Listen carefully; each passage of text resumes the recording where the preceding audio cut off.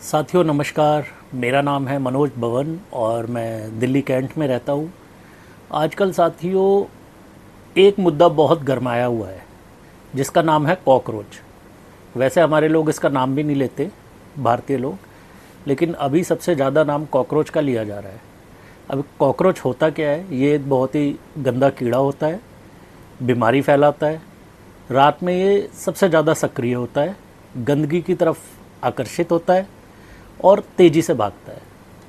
तो अभी ये इतना फेमस क्यों है? उसका कारण है हमारे देश के चीफ जस्टिस ऑफ इंडिया, मतलब देश के मुख्य न्यायाधीश जो कि है जस्टिस सूर्यकांत।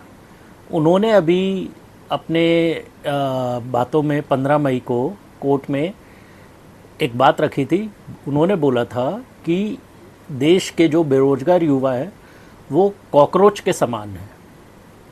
मतलब उनको ऐसे उन्होंने संज्ञा दी थी जैसे कुछ सोशल मीडिया पर आ जाते हैं, कुछ मीडिया में चले जाते हैं, कुछ आरटीआई लगाकर सवाल पूछते हैं और माहौल ख़राब करते हैं। अब बेरोजगार युवा है, कुछ ना कुछ तो वो करेंगे ही जस्टिस साहब, आपने तो अपनी बात रख दी। अब उसके एवज में एक अभिजीत नामक व्यक्ति जो कि अभी इंडिया में नहीं रहते, उन्होंने एक पार्टी बना दी, कॉकरोच जनता पार्टी। तो अब ये जेनजी की पार्टी बन गई है। इसमें बहुत सारे लोगों ने 4 दिन में ही बढ़ चढ़कर हिस्सा लिया और ज्वाइन की।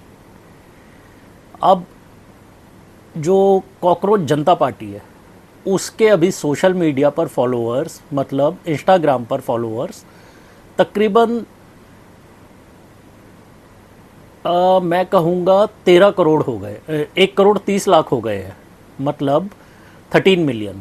और भारतीय जनता पार्टी जो एक बहुत पुरानी राजनीतिक पार्टी है और सबसे बड़ी पार्टी अभी उसको कहा जाता है, उसके इतने सालों में 9.7 मिलियन सब्सक्राइबर है, मतलब 97 लाख। तो उससे कई मिलियन ज़्यादा कॉकरोच जनता पार्टी के साथ लोग जुड़ चुके हैं। अब आप इस पार्टी का नाम है सीजेपी। सीजेपी मतलब कॉकरोच जनता पार्टी। आप बीजेपी मत समझना, अगर बीजेपी सुनोगे तो हिंदू खतरे में आ जाएंगे। आप सिर्फ इसको सीजेपी सुनो, कॉकरोच जनता पार्टी। और उन्होंने युवाओं को, जो बेरोजगार युवा है, उनको एक पैरासाइट तक कहा था। अब कॉकरोच जनता पार्टी इस टाइम पर बहुत फेमस हो गई है कि मैंने भी सोचा मैं इस पर अपनी एक बात रखूं। तो इसके मैनिफेस्टो मैंने ऑनलाइन जब गया, मैंने पार्टी को सर्च किया और मैं जुड़ा भी इससे। मैंने कहा जुड़कर देखे तो आखिर चल क्या रहा है, क्योंकि जो समय इस समय चल रहा है समय के साथ ही चलना चाहिए। तो मैंने इनका मैनिफेस्टो पढ़ा, जो मेरे को पढ़ के अच्छा भी लगा और थोड़ी हंसी भी आई। जैसे इनका पहला जो पॉइंट है, जो पहला एजेंडा है, उसमें है कि जो सीजेआई होगा, चीफ जस्टिस ऑफ इंडिया, वो रिटायरमेंट के बाद किसी भी राज्यसभा का पद नहीं लेगा, ठीक है, सीट नहीं ले पाएगा। जैसे हम सबको याद है रंजन गोगोई साहब, जिन्होंने राम मंदिर पर अपना फैसला सुनाया था और उसके तुरंत बाद जब वो रिटायर हुए उनको राज्यसभा भेज दिया गया। दूसरा जो इनका है वोट डिलीट का, मैनिफेस्टो में वोट डिलीट होने पर सीईसी, जो चीफ इलेक्शन कमिश्नर होता है, उसको यूएपीए के तहत गिरफ्तार किया जाए अगर वो किसी का गलत वोट डिलीट कर देता है। क्योंकि वोट देने का अधिकार राजा को भी है और जनता को भी है, प्रजा को भी है, सबको वोट देने का अधिकार है। एक वोट की कीमत सबके लिए एक ही बराबर है। अगर वो वोट डिलीट हो जाती है तो चाहे उसकी गलती से हो, तो उसका अधिकार रह गया वोट देने का। जब उसका अधिकार रह गया तो उसका जिम्मेवार कौन है? जो हेड ऑफ इलेक्शन कमीशन होगा, chief election commissioner of India. ये मेरे को बहुत अच्छा इनका मैनिफेस्टो में दूसरा पॉइंट लगा। और तीसरा है संसद और कैबिनेट में महिलाओं को 50% आरक्षण। और ये होना चाहिए। जब हम भारत की बात करते हैं और हम बोलते हैं कि 50% महिलाएं, 50% पुरुष है टोटल, मतलब जनसंख्या का, आबादी का, तो उस हिसाब से उनको भी आरक्षण मिलना चाहिए। चाहे इलेक्शन हो चाहे कुछ भी हो, हर जगह उनको आरक्षण मिलना चाहिए। और चौथा, ये तो बहुत ही ज़रूरी पॉइंट है जो इन्होंने अपने मैनिफेस्टो में ऐड किया है, जिसको हम आजकल बोलते हैं गोदी मीडिया। मतलब अंबानी अडानी के मीडिया हाउस के लाइसेंस रद्द करेंगे।